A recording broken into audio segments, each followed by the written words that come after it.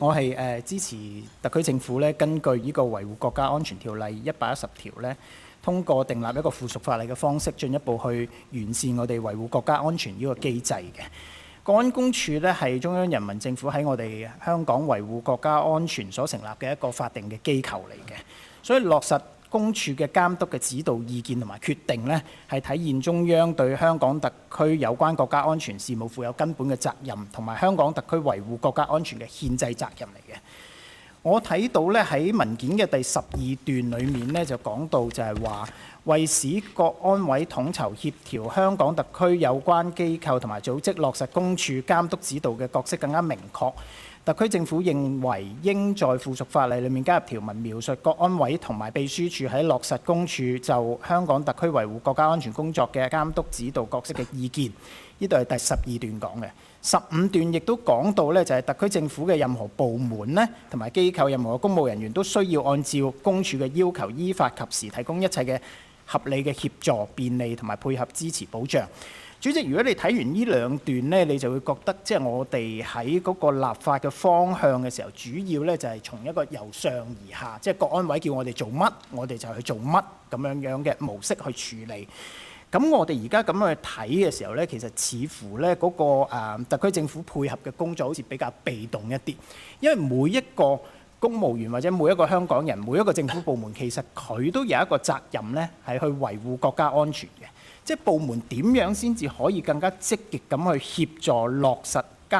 國安委嘅監督同埋指導嘅工作？呢一方面係咪都可以透過今次嗰個附屬法例嘅方式去即係更加明確清楚地去寫出嚟呢？令到呢我哋嘅公務人員呢，佢哋日常喺工作嘅時候都知道點樣更加積極同埋配合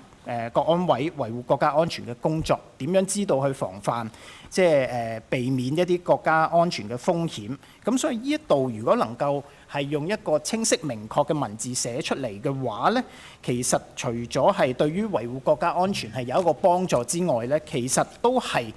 我哋立呢條國安法本身嗰個精神喺度嘅。呢個係第一個問題。第二個問題呢，就係政府就話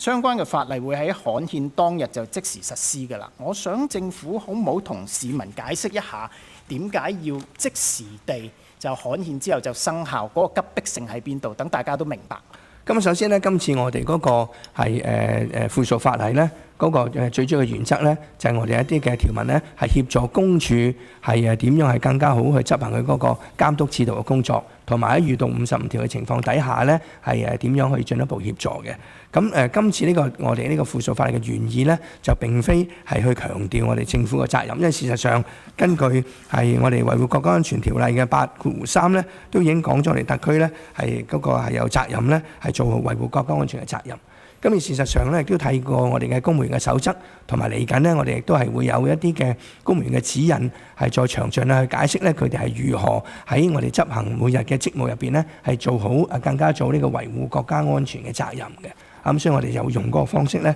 去做呢個嘅係工作。咁咧嗱，我諗咧點解係嗰個迫切性喺邊度咧？由於大家都知道啦，而家咧嗰個係國際形勢咧係非常之嚴峻啦，呢個風雲色變。咁啊，最舉個例啦，最簡單就係2個禮拜前啦，咁啊美國呢個中央情報局咧，亦都係針對我哋國家咧公開宣布大量咧就去招攬一啲嘅係叛國者。咁你可以睇到咧，我哋而家面對國家安全風險係非常嚴峻，亦都係咧突如其來嘅，可能咧突然間就會嚟嘅。所以我哋必須咧係早一日得一日，盡早立好我哋嘅法，令到我哋咧喺維護國家安全嘅工作咧係能夠係更加做得更好嘅。附屬法例刊登之後即時生效咧，唔係啲例外嘅做法。如果我哋睇翻釋義及通則條例，即係香港法律第1章嘅第28嘅第3條，佢係咁講嘅：任何附屬法例在該附屬法例刊登當日開始時實施。咁所以呢個做法咧，其實係一般上都有一個基本嘅原則。咁但係頭先局長提及到現實嘅情況，同埋再加上頭先我講過嘅香港有個憲制嘅責任，係不斷咁去完善。如果有憲制責任嘅話，我諗常理呢個責任梗係越早負越好啦，亦都係根本係必要添，唔係好嘅問題。咁所以無論從法律嘅層面上，從實際嘅層面上咧，我哋都覺得係需要越快越好。